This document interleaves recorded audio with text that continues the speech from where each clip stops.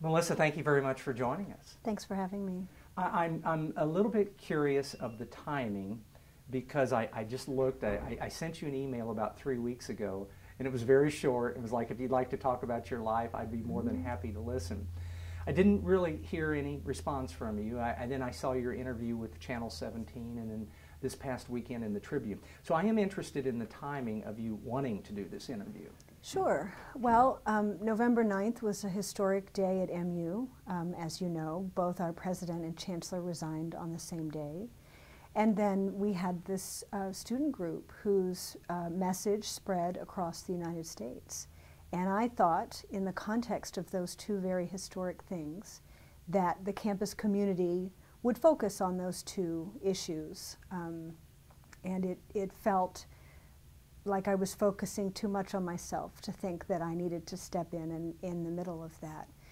And then when it became clear that the issue wasn't going to fade behind those other issues, it became a legal matter, and it didn't feel like the right time for me to talk. And so once that legal matter was resolved, it felt like a good time for me to start telling my story, and I'm really happy to finally be talking. Does the timing of this interview have anything to do with the new video that came out this weekend? No. There was already video of the homecoming parade out there. People had looked at it. Student groups had responded to it. There had been some criticism, as you know, of the president's response in the parade, but also of the police response. And so, you know, I do think this video offers a new perspective on the homecoming parade, but certainly the video was already out. Have you done any other interviews today? I had one interview scheduled this morning. And may I ask which? With USA Today. Okay. Do you have anyone helping you with, for no better term, your public image? Sure, I have lots of people around me, friends and colleagues at the university, and friends around the country and the world, frankly. I have a friend who does this kind of work in Australia. But then, as I think it's become clear, Status Labs in Austin came forward and asked if they could help me, and I am learning to say yes to help when it's given, and so I said yes. Did you go too far in this new video? It's actually not a new video. It was actually older than the video from November 9th, but did you go a step too far? Well, I think the event itself went far. I mean, I think in many ways the homecoming parade was the impetus for the hunger strike that followed. And so I think a lot of mistakes were made in that video. I certainly regret my language in the video.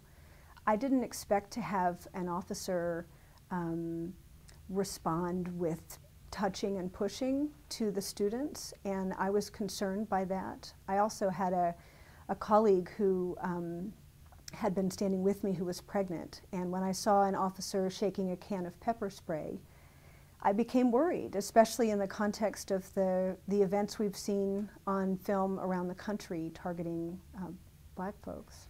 There had been several other videos of the president's car getting stopped, but these two new videos from the body cameras of Columbia police officers, that is new. Characterize yourself in the video that we aired last night. Sure. Well, I would say first, I was present at the homecoming parade, like everyone else, to enjoy homecoming. And I was really moved by the students' message. I just happened to be standing near where they were. And I was so moved, especially in the context of the crowd being angry, that I decided to stand with them. It was something I didn't have a lot of time to think about, and I jumped into it.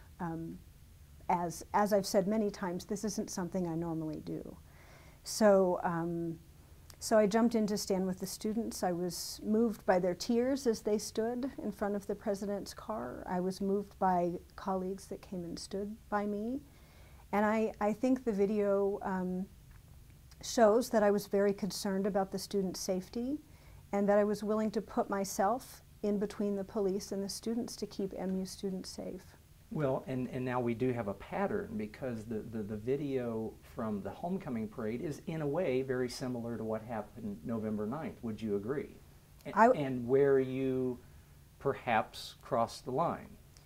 Well, I would agree there's a pattern. I think the pattern is that I was willing to help this group of students that had been expressing a very moving message about being excluded and marginalized from MU's community. And did I make mistakes? Yes. Am I sorry for them? Yes.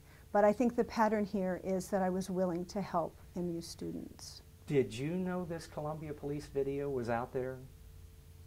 I guess I didn't think about it either way. I don't interact with the police very much. I don't think I knew that police officers wear cameras on their bodies, but I knew there were videos of the homecoming parade out for sure. What do you hope to get from all of this? One question would be your communication with, do you actually talk directly to Chancellor Foley? Did you talk directly to President Wolf, to President Middleton? When you find out about your status, is it through the media or do you have actual face-to-face discussions? I haven't had face-to-face discussions with MU administration. The only time I've spoken with Interim Chancellor Foley is when he called me to tell me I was suspended. What do you want to get from all of this? Do you want to get back to teaching? Do you hope to write a book about all of this? What's next? I never wanted any of this media attention. That was not my purpose in being present. And again, you know, when you ask me why am I coming forward now, it was because I didn't think I should be part of the message that there were more historic things here. So no, I don't have plans to write a book.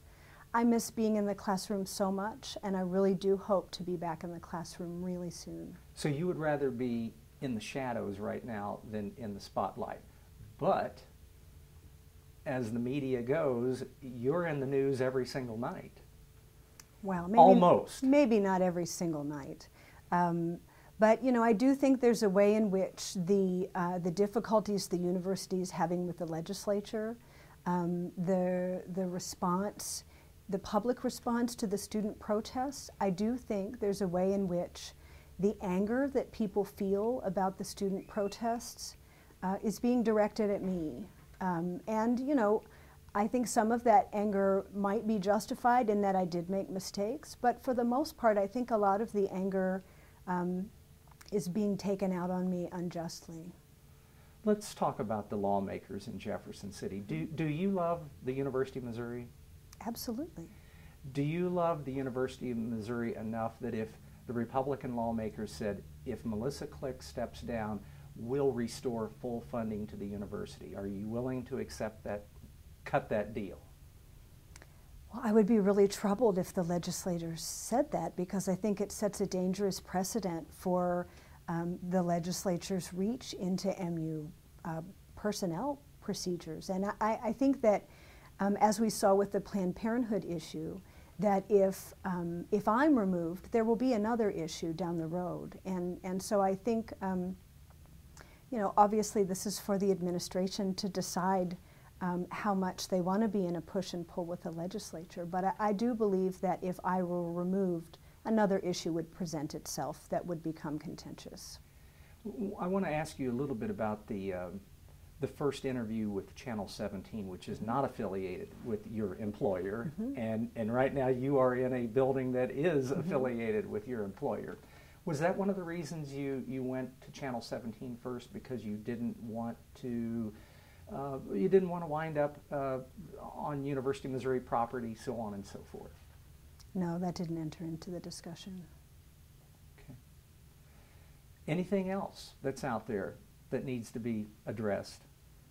I don't think so. Like I said, I wasn't hiding anything about the homecoming parade. I knew there was video out there. I've been open about my participation that day. And so, you know, I do feel like there's a little bit of a witch hunt here to find things that I've done wrong. and to embarrass me more.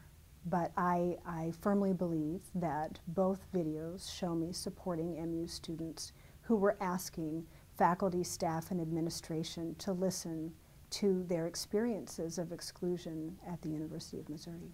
Their protest was orchestrated that day, October 10th. They knew where they would try to stop the president's car. You were not a part of that pre-orchestration.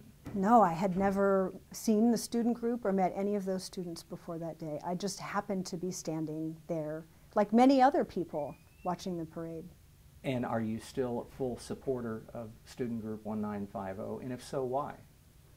Well, I would say I'm still a full supporter in messages of anti-racism. I'm definitely against racism wherever it shows up. Is there racism at MU right now? I think there's racism everywhere in American culture. I think it's not just a problem that MU has. I think it's a problem that, that we need to face around the country. A final question. If this weren't an election year, would some of this have already died out, disappeared? That's a good question. Nobody's asked me that yet. I definitely think the fact that it's an election year plays into it, for sure. There's some grandstanders. Absolutely. Absolutely. They're using Melissa Click as a representative of either good or bad. Yeah, I agree with that, yeah. Do you sleep well at night? I do my best to sleep well. I'm a really positive person. I really hope the university will treat me fairly. I'm expecting the best. And do you pick up the paper each morning to see your name, or do you just not even look at the newspaper? Do you flip on the TV news, or do you just turn it off? Well, I have 3 small children, so I don't have a lot of time to sit and read the newspaper or watch TV, I'm sorry to say. But I do check in so that I know what's going on, but I don't have time to read everything. Yeah. I appreciate your time. Thank you so much.